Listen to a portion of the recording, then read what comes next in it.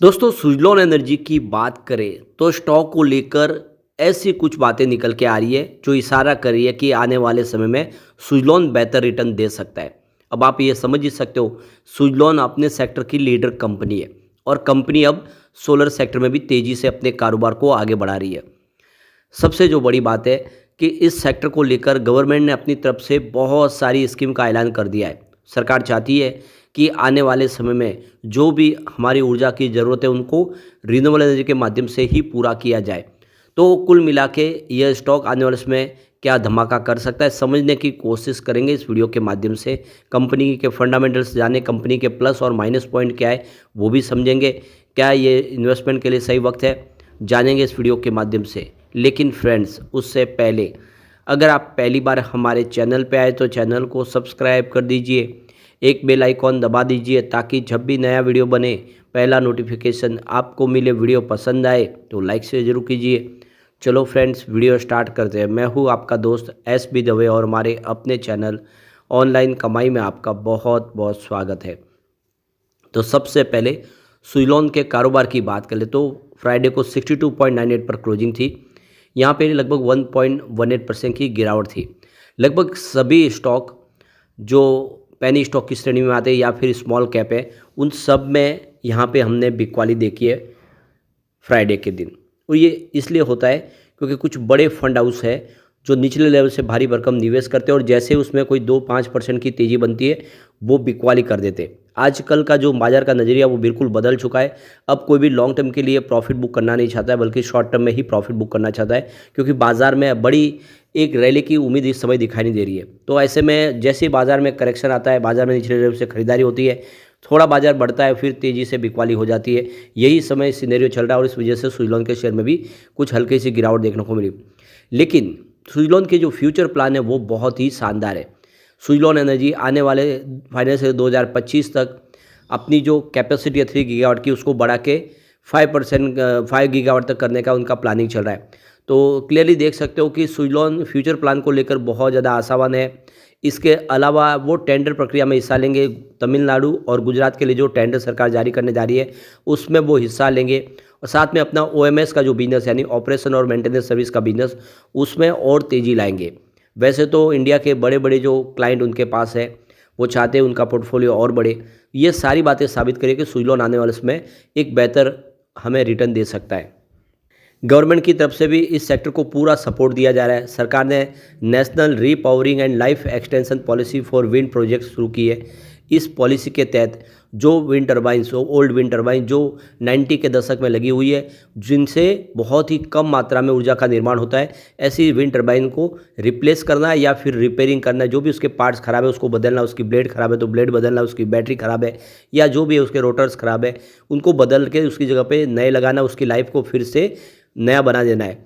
तो इसमें तो आप समझ सकते हो कि सुजलॉन के पास बहुत बड़ा काम आने वाला है, क्योंकि सुजलॉन ऑलरेडी सर्विस मेंटेनेंस का काम करने का बहुत अनुभवी कंपनी है और 90 के दशक में ज़्यादा करके जो विंड टर्बाइन इंस्टॉल की है वो सुजलॉन ने काफ़ी ज़्यादा की है। काफ़ी पुरानी कंपनी है इंडिया की। तो ये एक बड़ी अपॉर्चुनिटी है, जो सरकार की पॉलिसी है इसका फ़ायदा सुजलॉन उठाएगी बिल्कुल। इसके अलावा यहाँ पे देख सकते हो कि दूसरी सरकार की तरफ से जो यहाँ पे बेनिफिट दिया जा रहा है वो है कंसेशनल कस्टम ड्यूटी सर्टिफिकेट्स। ये पॉलिसी में आप देख सकते हो कि सरकार की तरफ से कंसेशन दिया था विंड टर्बाइन जनरेशन के ऊपर, और ये जो पॉलिसी है यह 31 मार्च 2025 तक चलेगी, जिसमें कस्टम ड्यूटी के ऊपर बहुत सारा बेनिफिट है वो मिल सकता है इस सेक्टर को, जिससे विंड टर्बाइन सेक्टर सर्वाइव कर जाए और तेज़ी से अपने कारोबार को बढ़ा पाए। जो विंड टर्बाइन मैन्युफैक्चरर उनको बेनिफिट हो पाए। इसके अलावा टेक्निकल सपोर्ट भी सरकार दे रही है। चेन्नई की तरफ से देखें तो technical support wind power sector को दिया जा रहा है। वहाँ पे जो आप नई जो रिसर्च स्टडी करना चाहते हो उसके लिए भी बेनिफिट दिया जा रहा है। तो अभी आने वाले समय छोटी विंड टर्बाइन की तरफ आगे बढ़े सब लोग, कि जिस तरह से सोलर रूफटॉप लगाए जा रहे हैं उसी तरह से छोटे छोटे रूफटॉप विंड टर्बाइन लगाए जाए। इसके ऊपर भी आगे काम शुरू हो गया है। ये एक नया बिल्कुल सेक्टर होगा। हर घर के ऊपर विंड टर्बाइन होगी जिसके माध्यम से उस घर की ऊर्जा की ज़रूरत को पूरा किया जा सकता है, बिल्कुल सोलर रूफटॉप के माध्यम के जैसे ही, क्योंकि वो जगह कम लेगा। जैसे कि सोलर रूफटॉप के लिए बहुत सारी जगह चाहिए, स्पेस पूरा चाहिए, टेरेस बड़ा चाहिए। लेकिन अगर विंड टर्बाइन से बिजली का निर्माण अगर शुरू हो सकता है तो एक बिल्डिंग के अंदर भी ऐसे अलग अलग समझो कि 8 से 10 अगर विंड टर्बाइन भी लगाया तो 8 से 10 फ्लैट है वो उस बिजली का इस्तेमाल कर पाएंगे। तो ये विंड टर्बाइन जो रूफटॉप का जो फंड है ये काफ़ी अच्छा लग रहा है, जिससे आने वाले समय सुजलॉन को बड़ा बेनिफिट हो सकता है।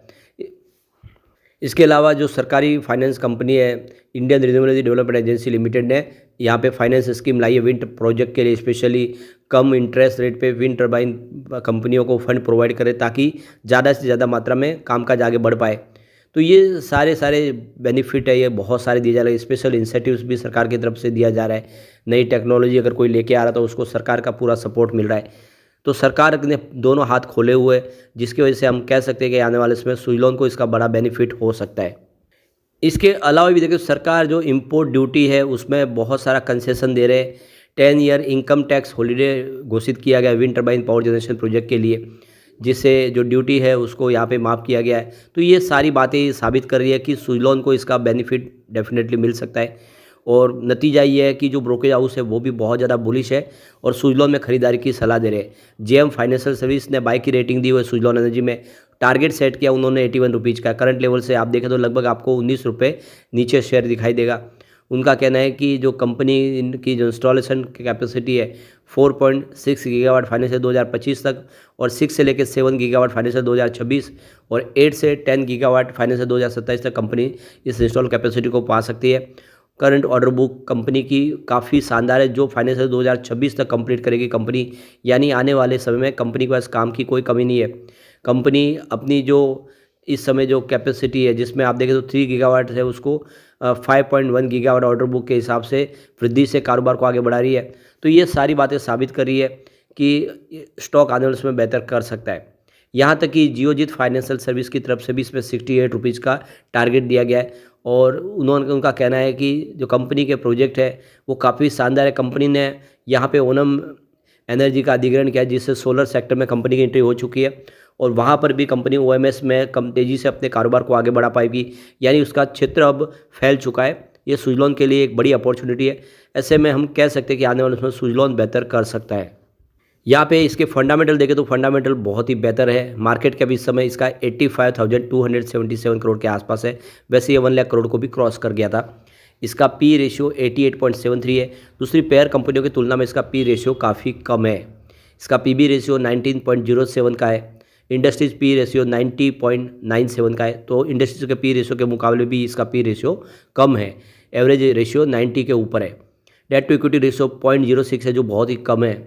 इसका आरओई 21.35% है। इसका ईपीएस 0.71 है और बुक वैल्यू इसकी 3.30 की है। फेस वैल्यू इसकी 2 है।